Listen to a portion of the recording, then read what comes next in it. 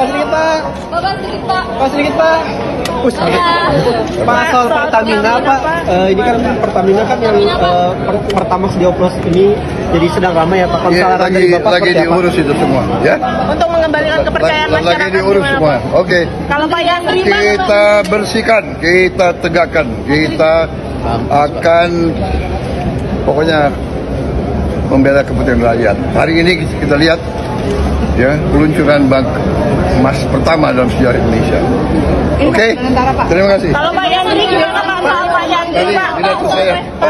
Yandri Pak. Dirut Pertamina Patraniaga ditetapkan menjadi tersangka setelah dugaan korupsi senilai 193,7 triliun mengoplos Pertalite menjadi Pertamax. Ini kok bisa sih? Gimana kronologisnya? Sini yuk, let's go, mari kita cek. Pagi-pagi denger berita ini emang shock banget sih. Kita kira cuma 300 triliun doang kan? Ternyata ada yang 193 lagi. Oke, gue akan coba rangkum cepat kronologisnya. Karena kalau nonton interview sama Kejagung ini cukup lama dan panjang. Oke, yang pertama dan paling penting, gue harus informasiin dulu siapa aja yang jadi tersangka. Intinya ada 4 orang dari Pertamina dan 3 orang dari pihak swasta. Yang nama-namanya kalian bisa baca di sini. Dan kalian harus lihat ini, cara gimana awalnya mereka bisa memulai korupsi ini. Mereka dengan sengaja menurunkan produksi kilang sehingga produksi minyak bumi dalam negeri tidak terserap dengan sepenuhnya. Di kayak nyeting gitu loh, pura-puranya menurunkan produksi kilang, sampai akhirnya tidak sesuai dengan kebutuhan yang diperlukan masyarakat, akhirnya mereka ngimpor. Dan ketika mereka ngimpor, kan ada selisih harga kan? Sudah pasti impor lebih mahal nih logikanya. Dan disitulah mereka bermain ceritanya. Mereka markup lagi sebesar 13-15% dari proses impor tersebut. Udah mana menyeting pura-puranya produksinya menurun, habis itu ngimpor dan ngambil fee.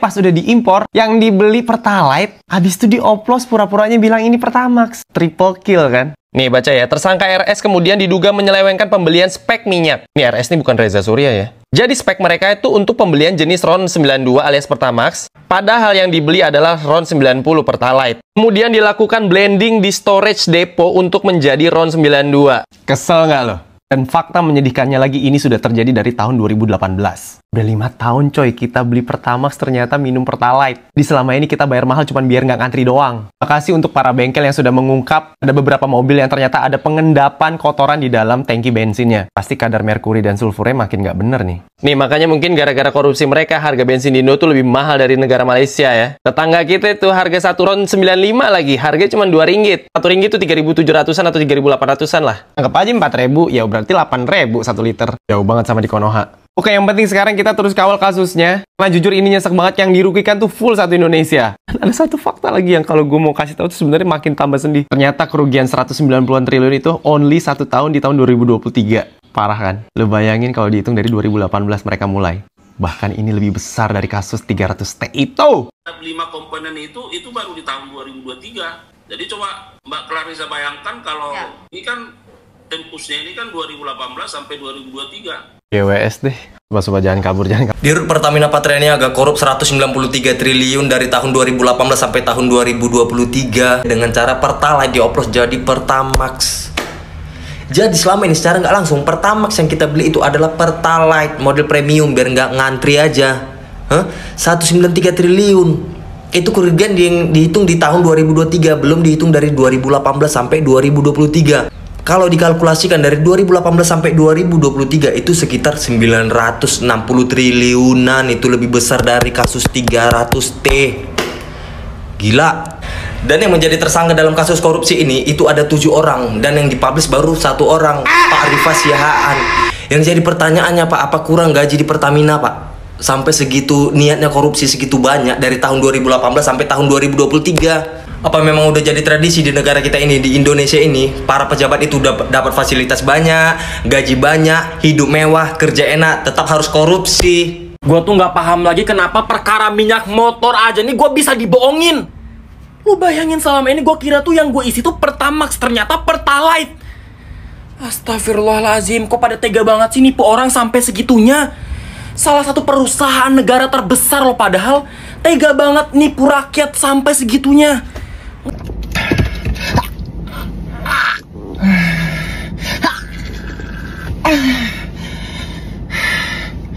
Monyet ya, gue kira gue selama ini keren beli Pertamax.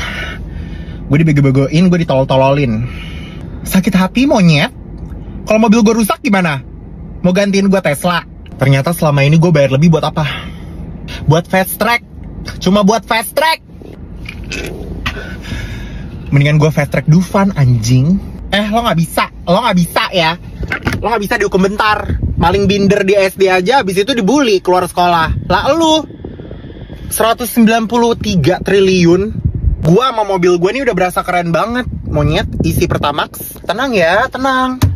Kamu nggak bakal rusak kok. Kamu kan pakainya Pertamax. Tahu-tahu selama ini gue diisinya Pertalite. Ini kalau mobil gue tahu punya hati, lo abis. Ini gue pribadi ya, gue pribadi nggak pernah sesakit hati ini sama kasus korupsi. Gila deh, ini udah langit ke-7, sarjana iblis, cum laude. Pertalite dioplos jadi Pertamax. Hebat. Korupsinya bukan cuma merugikan negara, tapi juga merusak mesin.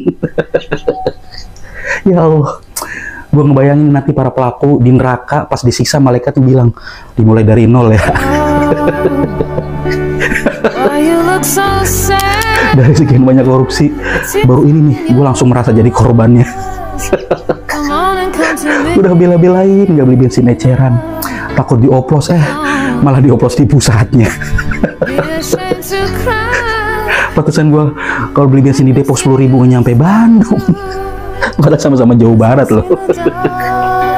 Pantesan motor gue tiap hari selimutan mulu tuh. Kecewa dibohongin.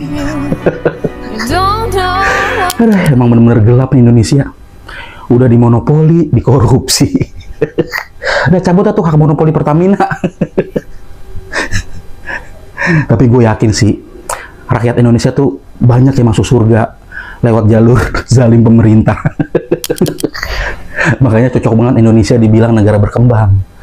Berkembang biak malingnya. Ini kalau sampai RUU perampasan aset belum disain juga mah, udah mendingan negara dikelola sama Jepang atau Cina aja lah. Kira-kira pelaku hukuman mati nggak ya? Nggak mungkin sih. Ayo tebak, penjara berapa tahun ayo? Pak Jaksa Agung siap-siap naik banding Pak. Ya jadi begitulah gambaran nanti kasus Danantara. Nggak mungkin Danantara mah bagus bersih. Kejaksaan Agung atau Kejagung kembali menangkap tersangka baru dalam kasus dugaan korupsi tata kelola minyak mentah dan produk kilang PT Pertamina.